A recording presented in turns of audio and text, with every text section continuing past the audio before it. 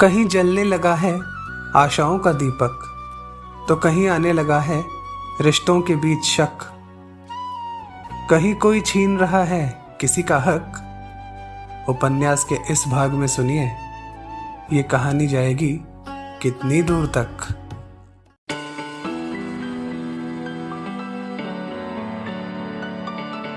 Can I hold your hand, एक खूबसूरत एहसास। कोमल अग्रवाल की कलम से निकला उपन्यास।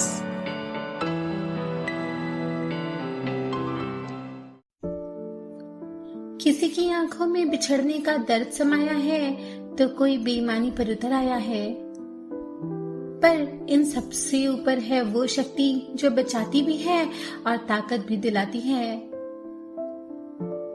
ठीक वैसे ही जैसे निशा के साथ हुआ है और अब प्रभात और रोजी के साथ होने जा रहा है। वो कैसे, वो तो आप सुनेंगे इस भाग में, भाग 167 कोमल अग्रवाल के साथ। मसूरी की एक धुंधली मखमली सुबह अपने पैर पसार रही थी। सूरज प्रताप सिंह की आलीशान प्रताप कोठी के मास्टर बेडरूम की बालकनी का दरवाजा इस वक्त खुला हुआ था, जहां से बारिश की बौछारों के साथ साथ पहाड़ों की ठंडी और सौंधी खुशबू कमरे में सीधे दाखिल हो रही थी। झमाझम बरसती जल बूंदों का शोर किसी संगीत सा ही लग रहा था। कमरे के भीतर की गर्माहट और बाहर की उस ठिठुरन के बीच पाखी ने बेहद कोमलता से सूरज के बिखरे बालों में अपनी उंगलियां घुमाई। सुनो, मैंने कुछ सोचा है, बताऊं? झरोखों के बाहर गिरते झरनों और कोहरे की चादर को देखते हुए वह हौले से फुसफुसाई। बोलो मेरी चिड़िया। सूरज जो गर्म कंबल में लिपटा हुआ अपनी चिड़िया की सांसों की गर्माहट को अपनी गर्दन पर महसूस कर रहा था, उसने आंखें मूंदे मूंदे ही जवाब दिया। इस वक्त उसकी आंखों में नींद की खुमारी थी। वो तुम कहते हो ना जूनियर के बारे में? पाखी थोड़ा झिझकी, फिर सूरज की आंखों में झांकते हुए बोली। उसकी आवाज बालकनी से आती हुई हवा के साथ कहीं खो सी गई। सूरज की आंखों में शरारत भरी चमक कौंधी। उसने पाखी को थोड़ा और करीब खींचते हुए कहा, तो कब दे रही हो मुझे जूनियर? अब पाखी ने शर्माकर अपना चेहरा सूरज के सीने में छुपा लिया। जाओ, मैं नहीं बताती। फिर थोड़ा गंभीर हुई। सुनो, शायद हमें टेस्ट करवाना चाहिए। ये सुनते ही सूरज जैसे नींद से जाग गया और झटके से उठ बैठा। तुम्हारा या मेरा? वह मासूमियत और हड़बड़ाहट में पूछने लगा। पागल, मेरा। पाखी ने उसे हल्का सा डांटते हुए कहा। सच सच कह रही हो चिड़िया? उसने बिना एक पल गवाए पाखी को अपनी बाहों में भर लिया। ऐसा लग रहा है, but I am not sure. पाखी की पलकें झुक गई और उसके चेहरे पर मातृत्व की पहली मुस्कान खिल गई। ओह my God, wow, it's amazing. I mean, मैं डैडी बनने वाला हूँ। सूरज खुशी से जैसे पागल ही हो गया। अभी पक्का नहीं है, 2-3 दिन बीते हैं। पाखी ने शर्माकर अपना चेहरा अपनी हथेलियों में छिपा लिया। तुम भले श्योर नहीं हो, लेकिन मैं 100% श्योर हूँ, समझी? सूरज का आत्मविश्वास 7वें आसमान पर था। वह जोश में बोला, चलो उठो, अभी डॉक्टर के पास जाना है। अभी टाइम देखो, अभी तो 7 भी नहीं बजे हैं। कौन सा क्लिनिक खुला होगा? वह उसकी हड़बड़ाहट भाप गई और बोली, हॉस्पिटल खुद चल के आएगा मलिका याला। अभी आपने हमारे जलवे देखे कहाँ हैं? सूरज बेड से उतरा और बैल्कनी के दरवाजे की ओर गया और फिर नाटकीय अंदाज में बोला, मेरा नाम भी सूरज है, सूरज। पूरी कोठी को हॉस्पिटल ना बना दिया तो कहना। घर को हॉस्पिटल बना देंगे आप तो हम रहेंगे कहाँ? बाकी उसकी ये हरकतें देखकर हंस पड़ी। आपके लिए तो हमारे दिल का सिंहासन हमेशा हाजिर है मलिका याला। सूरज ने बैल्कनी से आती हुई ठंडी हवा के बीच अपनी बाहें फैला दी। बहुत बड़ी नौटंकी हो तुम, पाखी ने मुस्कुराते हुए कहा और उसके पास आई। अब नौटंकी मैं नहीं, जूनियर करेगा, जूनियर। जब वो पूरी प्रताप कोठी में इधर से उधर धमा चौकड़ी मचाता फिरेगा और तुम उसके पीछे पीछे खाना लेकर भागोगी, तब आएगा असली मजा। सूरज अब भविष्य के सपने बुनने लगा था। उसने पाखी के पेट पर बेहद कोमलता से हाथ फेरते हुए और हल्की सी गुदगुदी करते हुए कहा, वो मेरी तरह शरीफ थोड़ी होगा, जो तुम उठ बोलोगी तो उठ जाएगा, बैठ बोलोगी तो बैठ जाएगा। वो तो अपनी मर्जी का मालिक होगा। यह सुनते ही पाखी ने बनावटी गुस्से में अपना मुंह फुला लिया। उसके गोरे गालों पर सुबह की ताजगी और सुर्ख लाली छा गई थी। सूरज की आंखों में अब एक अलग ही चमक थी। उसने पाखी को और करीब खींचा और आगे बोला, पता है मेरी चिड़िया, मैंने क्या सोचा है? मैं तुम्हें और जूनियर को पूरी दुनिया घुमाऊंगा। ऐसी कोई जगह नहीं होगी जो तुमने और जूनियर ने देखी नहीं होगी। हम तीनों वर्ल्ड टूर पर जाएंगे। पता है चिड़िया, मेरा सबसे बड़ा ड्रीम क्या है? हमारा बेटा ही करेगा अप्सरा रिजॉर्ट का इनॉग्रेशन। उसी के नन्हे नन्हे हाथों से होगी इस आलीशान रिजॉर्ट की शुरुआत। पाखी उसे अपलक देखने लगी। उसे खोया हुआ देखकर सूरज उसके पेट पर और गुदगुदी करने लगा। छोड़ना, क्या कर रहे हो? पाखी हंसते हंसते बेहाल हो गई। प्लीज, मेरा पेट दुख रहा है ना। सूरज तुरंत गंभीर हो गया। क्या? सच में? रुको, मैं डॉक्टर को कॉल करता हूँ। बिल्कुल नहीं, मैं अपने इस सुंदर से घर को हॉस्पिटल नहीं बनने दूंगी।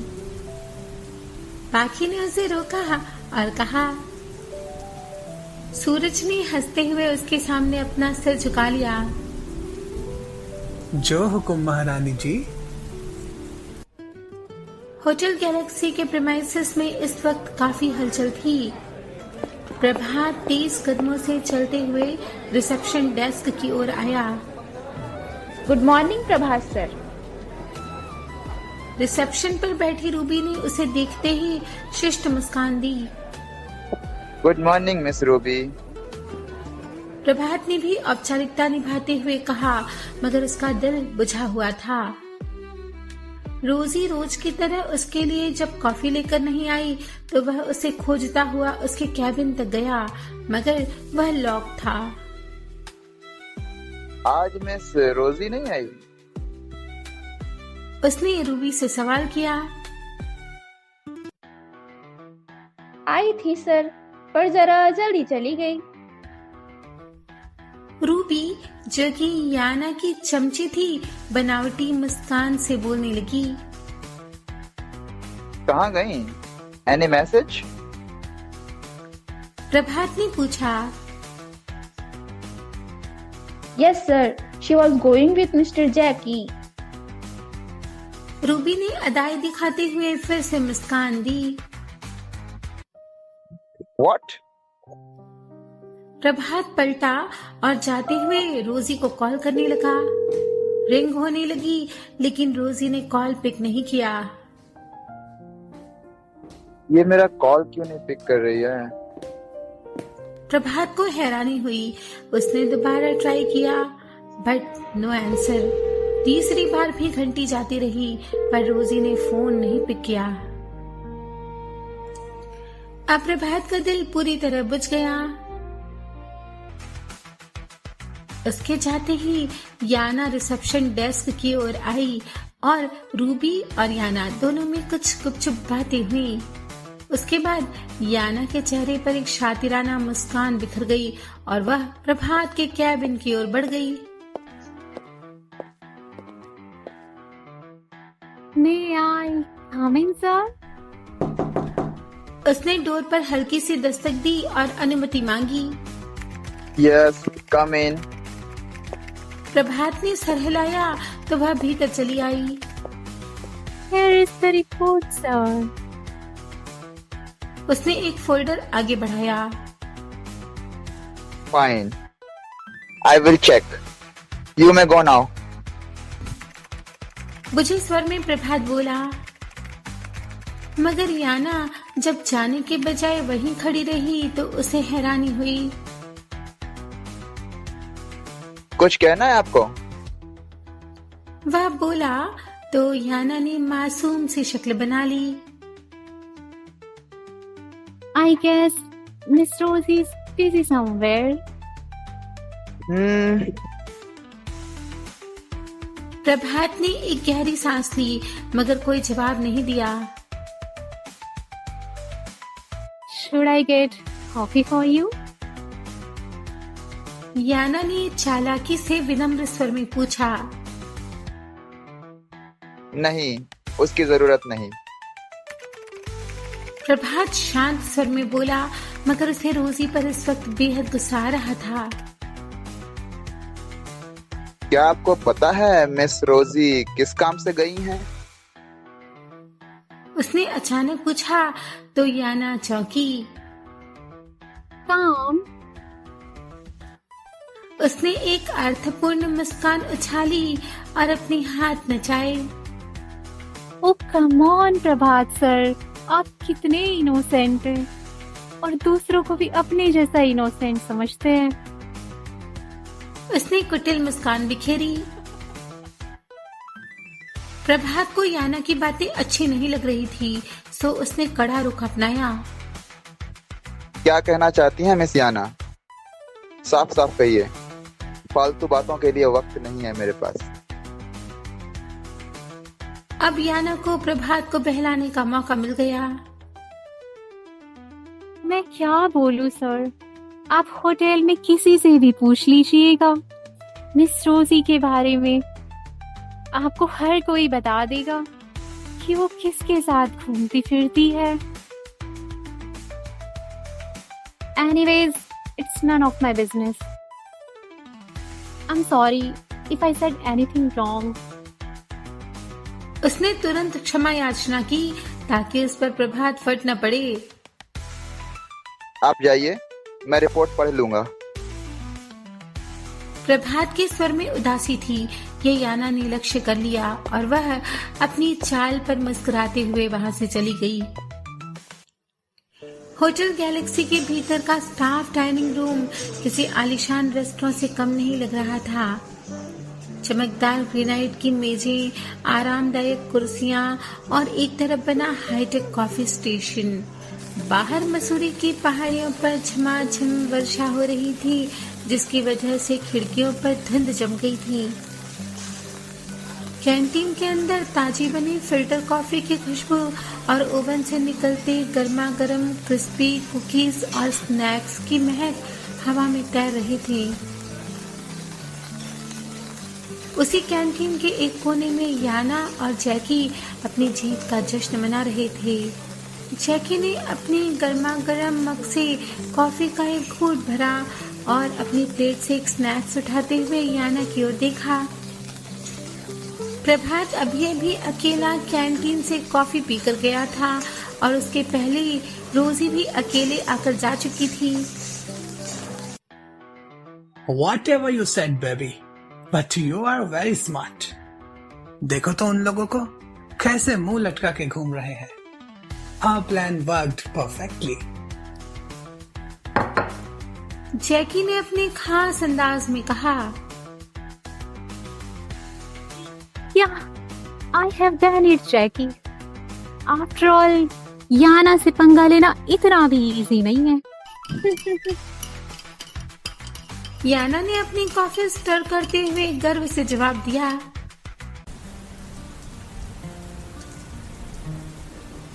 उनकी साजिश अपना काम जो कर चुकी थी।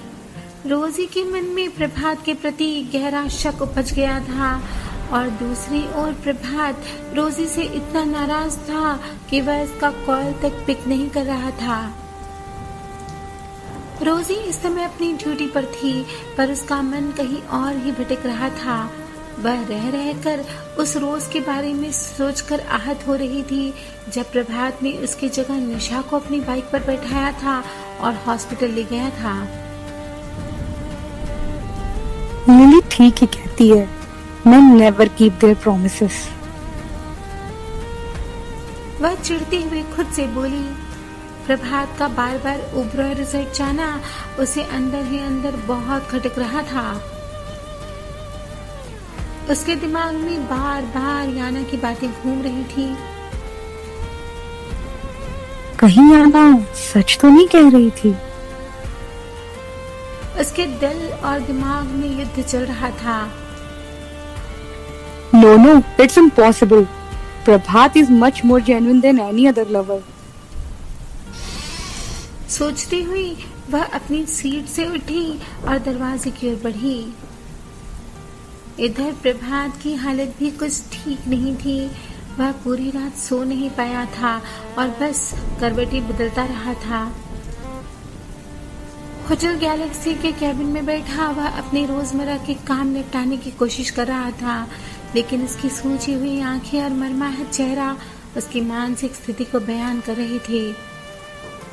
आज उसे न तो होटल में आने वाले कस्टमर्स अच्छे लग रहे थे और न ही मसूरी की वह मनमोहक बारिश।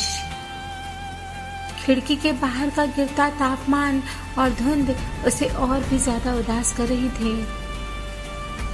उसने खिड़की से बाहर झांका तो उसे सब ओर बस सूनापन ही बिखरा हुआ नजर आया। अगर रोजी उसके साथ होती तो ये बारिश की बूंदें उसे कितना लुभा रही होती। लेकिन तभी अचानक उसे उस पर गुस्सा भी आने लगा। आखिर मिस रोजी मुझे बिना इन्फॉर्म किए जैकी के साथ कहाँ गई थी? क्या छुपा रही हैं वो मुझसे? क्या मिस याना ठीक कह रही थी? कहीं मिस रोजी मुझे डिच तो नहीं कर रही हैं? अचानक ही उसे फ्रांसिस का कहा वाक्य याद आया जो इस वक्त उसे बेहद सही लग रहा था।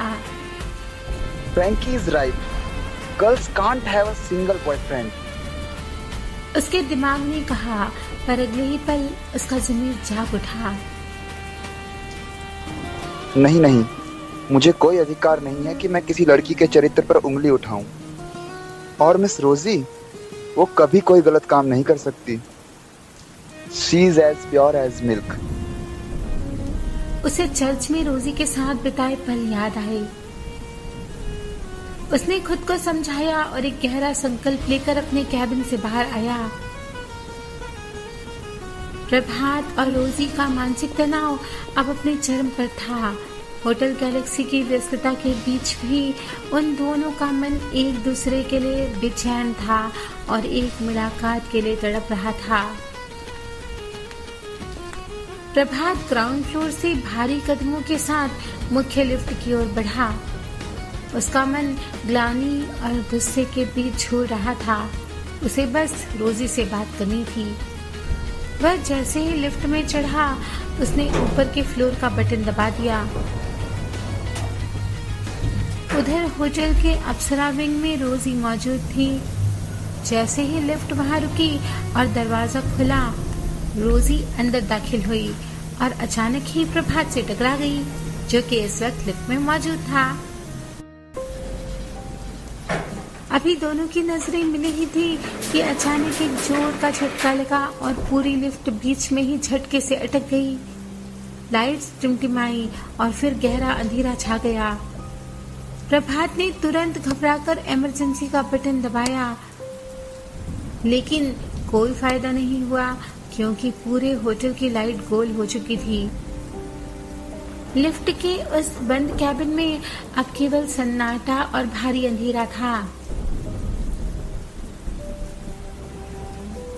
रोजी अंधेरे में लड़खड़ाकर गिरने वाली थी कि प्रभात ने उसे अपनी मजबूत बाहों में थाम लिया। उसकी छुवन महसूस करते ही रोजी के सब्र का बांध टूट गया और वह उसके सीने से लगकर फूट फूट कर रो पड़ी।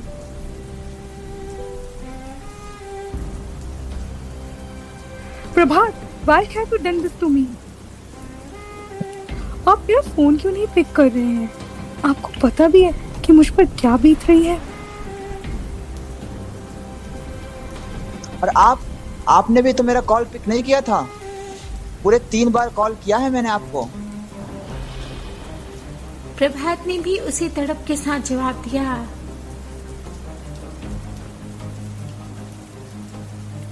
I trusted you, प्रभात। आप तो कहते थे कि आपकी बाइक पर बैठने का अधिकार सिर्फ मेरा है। फिर आप निशा को अपनी बाइक पर बिठाकर क्यों ले गए थे?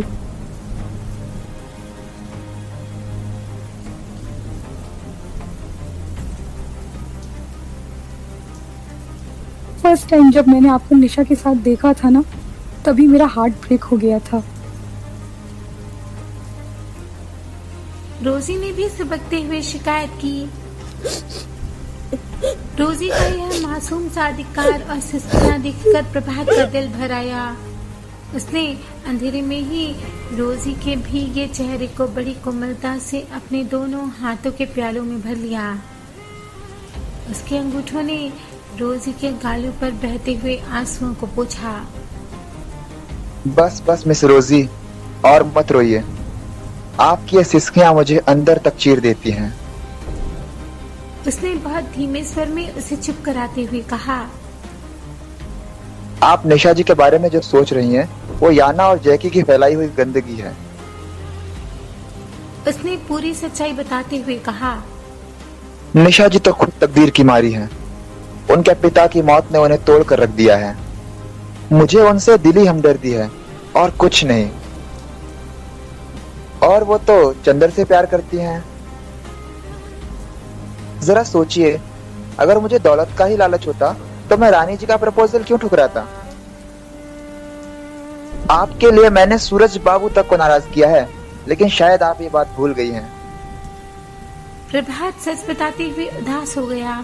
उसे यह बिल्कुल अच्छा नहीं लग रहा था कि रोजी उस पर शक कर रही थी। आपने मुझसे फेक प्रॉमिसेस किए। आप क्यों बार बार ओबेरॉय रिजॉर्ट जाते हैं? अब रोजी ने वह सवाल किया जो उसके मन में काफी दिनों से उठ रहा था। वो इसलिए क्योंकि सूरज बाबू ने वहाँ के मैनेजमेंट का काम मुझे सौंप रखा है। मेरा दिल और मेरी बाइक की सीट हमेशा आपके लिए है। प्रभात ने रोजी की दोनों हथेलियों को थाम लिया। रोजी को अब बहुत अच्छा लग रहा था। वह खुलकर बोली। Oh my god, I am sorry Prabhat. Jackie ने मुझे बोला कि वो आपके बारे में कोई कड़वा सच बताने वाला है, इसलिए मैं उसके साथ गई थी। लेकिन जब उसने आपके कैरेक्टर पर कीचड़ उछाला तो मैं बर्दाश्त नहीं कर पाई और मैंने उसे जोरदार थप्पड़ मार दिया। यह सुनकर तो प्रभात का पूरा मलाल ही हवा हो गया। वाह क्या बात है। वैसे वो इसी के लायक था। माहौल को हल्का बनाने के लिए वह मुस्कुराकर बोला। प्रभात की मुस्कुराहट से रोजी को थोड़ा साहस आया। वह आगे बढ़ी और प्रभात के सीने से लग गई। अब दोनों एक दूसरे की बाहों में थे, बहुत नजदीक। वैसे एक बात कहूँ मिस रोजी, निशा जी और चंदर बहुत जल्द एक होने वाले हैं। तो मैं सोच रहा था क्यों ना हम भी बहुत जल्द शादी कर लें। प्रभात ने रोजी के गालों को अपने होठों से छूकर कहा।